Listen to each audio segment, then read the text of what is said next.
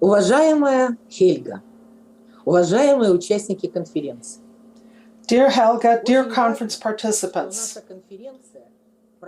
it is very important that our conference is taking place in a period of heightened confrontation between two blocs of leading countries in the world. This is the NATO countries, led by the USA, and the other bloc, which is taking shape before our very eyes, is Russia and China, whose joint declaration of February 4th of this year proclaimed their intention to be together on all issues. This is extremely important because mankind is on the brink of World War III, and the knife's edge of that confrontation is my country, Ukraine. Essentially, this is what we warned about. Let me remind you about my intervention at the European Parliament on February 26, 2014. That was during the tour by representatives of our party, which I believe was very important for the international community, when we visited Germany, France, and Italy. Our friends from the Schiller Institute helped us organize that trip. And at that time, I said at my press conference that the coup d'etat in Ukraine in 2014 had brought to power Nazis and Russophobes, and that this would give rise to extremely grave problems, not only for Ukraine and not only for the Eurasian continent, but also for the entire world. And indeed, from 2014 on, the USA started strongly sponsoring Ukraine and preparing a confrontation with Russia. What other interpretation can there be of the fact that since then, $2.7 billion of lethal weaponry has been allocated? What other interpretation can there be of orienting the government of Ukraine not towards a peaceful solution of the crisis and towards finding ways through diplomacy to resolve this bloody conflict in southeastern Ukraine in the Donbass, but rather constantly instigating them towards war with Russia? Особенный психоз, милитаристский психоз. We have witnessed a special kind of militaristic psychosis over the past 2 or 3 months since last fall. As I understand it, the United States gave the go-ahead to all of their satellites so that not only they themselves started pouring an absolute avalanche of weapons into Ukraine, but also the Baltic countries did, and Poland, and Canada, and the UK. All of them suddenly, disturbed about what was happening in Ukraine, and supposedly for the purpose of defending the sovereignty and territorial integrity of Ukraine against Russia, started to ship to Ukraine more and more and more weapons. And I emphasize, these are not gifts to our country. This involves loans. The latest loan came from the United States with credit guarantees of $1 billion. 2,5 миллиарда, если пересчитать в доллары, 2,3, если точно. Great Britain allocated $2.5 billion, or 2 3/10 to be precise. More than $500 million from Canada, 1.2 billion euros from France. And how are these supposedly going to be repaid? What are they to be repaid from? This is a yoke, it's shackles on our people. But that's not even the main thing. The most important is that while the Ukrainian economy is destroyed, our people serve simply as cannon fodder. And the Western mass media constantly hammer away. When the war with Russia begins, the Ukrainian side will suffer losses of 50,000 or 85,000 people. And what is this? This is such heavy pressure on our country, on our people. And such an extremely hard psychological attack on the state of mind of our public that it's absolutely unbearable. It is simply unbearable. So what is happening in our country with the population is a very difficult process. People are packing emergency go bags. They're trying to locate bomb shelters. They're organizing local area defense militias.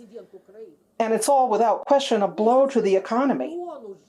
And when a month ago President Zelensky saw all this, even he was dumbstruck because Ukraine has lost $14 billion just from the beginning of this year.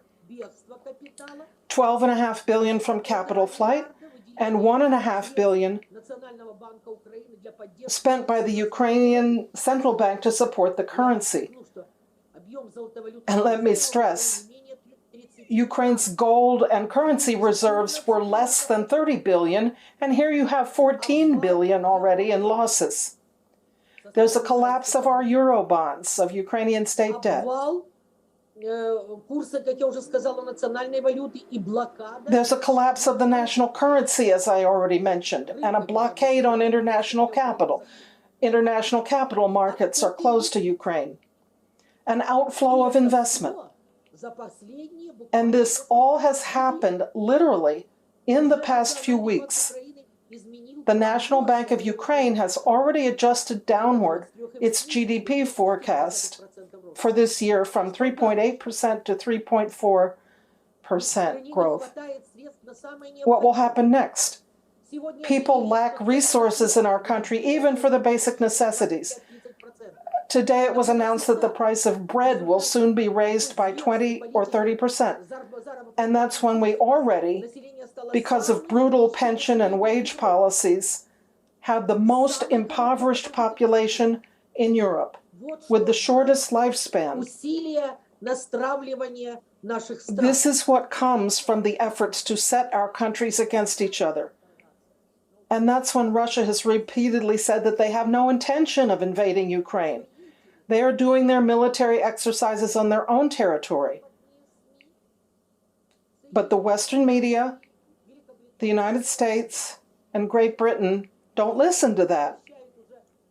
Even when Russia reduces the number of its troops near the border, pulling them back to their bases as the exercises finish up, it continues. They say, no, we don't see any de-escalation process. No, we don't trust what Russia says. And what is the purpose? That a war take place without fail. Who is igniting the bonfire of war inside Ukraine and from the outside? Inside Ukraine, it's the Nazis first and foremost. All these organizations that have been reborn and burgeoned, parties, movements, organizations thirsting for blood, they have an ideology called Ukrainian integral nationalism. This ideology was created by Dontsov and Siborsky in the early 20th century, then implemented by Bandera and Shukhevich. This is an ideology of enmity between our peoples, an ideology of war, misanthropic war. This ideology of a Nazified Ukraine has infected a section of the population of our country. And worst of all, this ideology has become the official ideology of the Ukrainian government, just as we warned. And as a result, people with Russian culture, members of ethnic minorities, have become second-class people. Look at me. I am ethnically Ukrainian, but my native language is Russian. And I don't conceive of myself outside of Russian civilization. But all broadcasting by Russian TV channels and all broadcasting of programs in the Russian language has been banned in Ukraine. The courts, government agencies, schools, and universities work only in Ukrainian.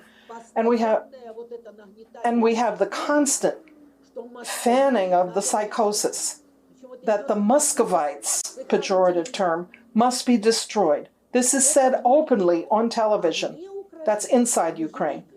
And outside Ukraine, we see that the USA, headed by Biden, who is supposedly concerned about Ukraine's sovereignty, Только нацисты делают только то, что в их интересах.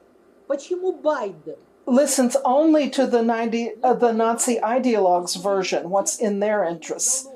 Why does Biden, who talks about sovereignty, not understand that Ukraine's sovereignty was incorporated in the Declaration of State Sovereignty and that our sovereignty was upheld in 2 referendums in 1991? The referendums, one in March and one in December. And since that's the case, Western democracy should have supported democracy in Ukraine. But that means people's power and the will of the people. Read the Declaration of State Sovereignty. Look at what our population voted for. Remember that this was the kind of Ukraine that the international community supported. This was the kind of sovereignty that was recognized as the sovereignty of Ukraine. And it included non-bloc status, neutrality for Ukraine. And it included a union state with Russia and Belarus. If we had had a union state, there would have been no problem with Crimea. Crimea would have remained the favorite child of both Ukraine and Russia rather than being an object of contention. Therefore, today it's important to realize what must be done in order to change the situation radically and not allow a war. I'll divide this into 2 parts, what Ukraine must do and what the international community must do. The top priority for Ukraine is to carry out denazification. What's needed is to help the Ukrainian government with united efforts by the entire world community to ban all parties, movements, and organizations with a Nazi orientation. There are sufficient international norms and principles for doing this. I'll just name the conventions which authorize the international community to help Ukraine in this respect. They are the Convention on the Prevention and Punishment of the Crime of Genocide, the International Convention on the Elimination of All Forms of Racial Discrimination, and the International Covenant on Civil and Political Rights. It's all spelled out there. A ban on war propaganda, a ban on the functioning of organizations that take a position of racial discrimination on the basis of race, ethnicity, or any other criteria. That's what needs to be done in Ukraine. And it's of outstanding importance for Ukraine. And it has to be understood that without the following, Ukraine will not survive. After denazification, the restoration of our non-bloc status and allowing us to implement what was the expressed will of our people, a union state with Russia and Belarus. As for the international side, what needs to be done? Of course, we passionately hope and pray that Russia and China together will be able to convince the USA and Germany to sit down at the negotiating table and work out a new world architecture to find those principles and validate them and put them at the basis of some documents which provide a possibility for peaceful coexistence of different countries with respect for their national interests and distinctive characters. And of course, we need to change the world economic model. We remember how Lyndon LaRouche explained to us that without a radical change in the economic model, there will be no sustained development. And it will be impossible to defend the national interests of different countries. This is what all progressive humanity should strive for, and that is the position of our Progressive Socialist Party of Ukraine. Thank you very much for listening.